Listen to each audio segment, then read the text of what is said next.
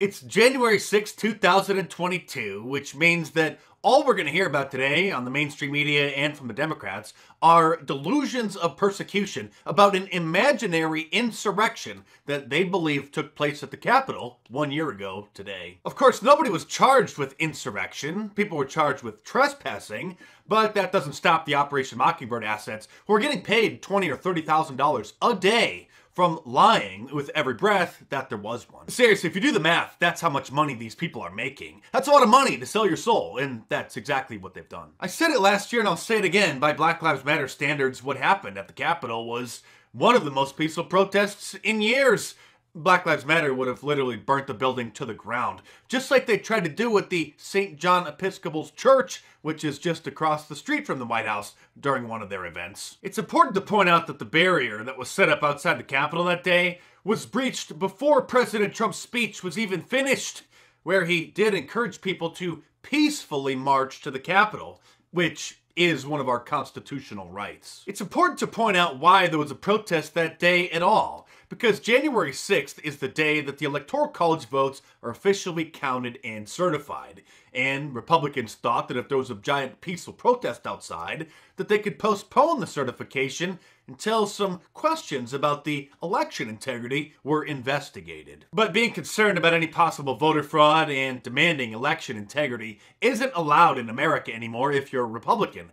That's what the communists call undermining democracy. But thanks to the internet, we have video of some of the Marxist Democrats objecting to the certification of the electoral votes in January of 2017, doing the same thing that they claim is undermining democracy and engaging in an insurrection when those electoral votes were about to certify President Trump's victory. I have an objection because 10 of the 29 electoral votes cast by Florida were cast by electors not lawfully certified. I object to the votes from the state of Wisconsin, which should not be legally certified. No debate. Mr. President, I object to the certificate from the state of Georgia on the grounds that the electoral votes were not... Debate.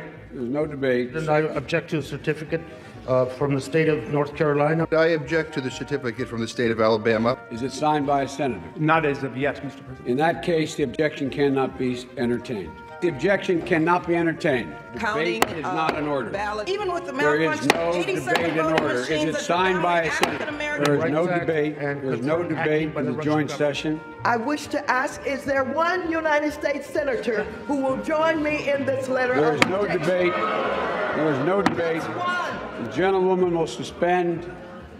And every time the mainstream media and the Democrats claim that anyone who protested that day is a threat to democracy, just remember that Democrat protesters brought a guillotine and set it up outside the White House during the 2020 Republican National Convention. They even put an effigy of President Trump in the guillotine, depicting him as getting his head chopped off. And let's not forget that PSA that a group of Hollywood celebrities put out, including Martin Sheen, Deborah Messing, and Noah Wiley, encouraging the Electoral College not to certify President Trump's victory. Republican members of the Electoral College, this message is for you.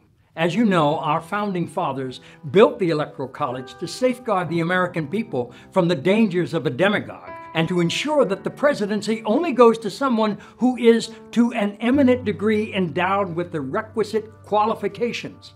An eminent degree. Someone who is highly qualified for the job. The Electoral College was created specifically to prevent an unfit candidate from becoming president. You have the position, the authority, and the opportunity to go down in the books as an American hero who changed the course of history. We all remember how hurt and unhinged the Democrats became after Hillary Clinton lost the 2016 election, and the endless conspiracy theories about what really happened, and Hillary Clinton herself spreading lies about how that election was stolen. Well, by their standards, I guess Hillary Clinton's an insurrectionist. And remember when CIA analyst Bob Barr called for a 2016 election do-over? But as you know today, if Republicans make those same kinds of claims or have those same kinds of concerns, that's considered to be undermining our democracy. Yes, exercising your First Amendment right and having an opinion or asking questions is undermining our democracy, according to the Marxists. Twitter has dedicated an entire team to monitor their platform today to ensure that there's as little free speech about this topic as possible. According to MSNBC, wanting Americans to have to show their ID before they're allowed to vote in our elections is undermining our democracy and also engaging in an insurrection. I mean, if you talk to experts who have seen and studied democracy for decades, that's what they would say. They would say that this is a paradigm that needs to shift and that America needs to understand that this is a January 6th that's happening every single day on the local level that is slowly tearing apart our democracy. With this latest wave of censorship, with Dr. Robert Malone and Marjorie Taylor Greene getting permanently banned from Twitter and joining Getter, encouraging Joe Rogan to then join and make that announcement, it's important to point out that Gab has been around and fully functional for over 5 years now. But brand name Republicans pretend that Gab doesn't exist because some people say things on there that hurt certain people's feelings. And did you see Ben Shapiro even join Parler? No. Make a special note of the conservatives who are supposedly champions of free speech, but never mention, let alone promote, the viable alternative social media platforms. I even interviewed Andrew Torba to promote Gab and the CEO of MeWe, Mark Weinstein, and I broke the news that Melania had joined Parler. The Marxist Democrats and fake free speech Republicans are furious that these alternative platforms exist and are finally thriving.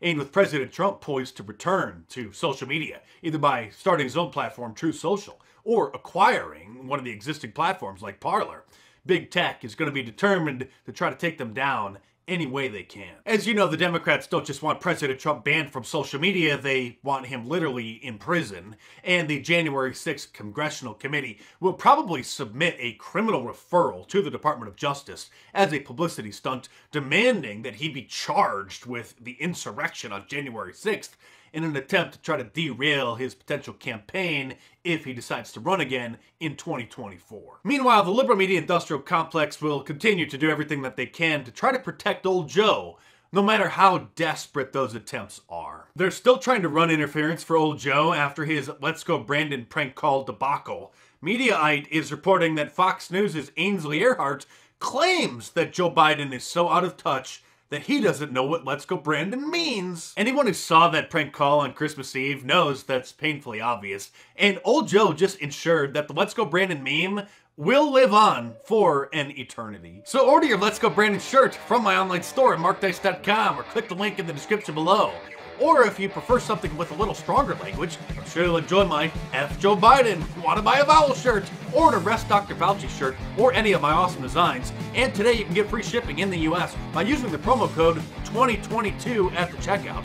So head on over to markdice.com or click the link in the description below, enter the promo code 2022 at the checkout to get free shipping in the US, and check them out.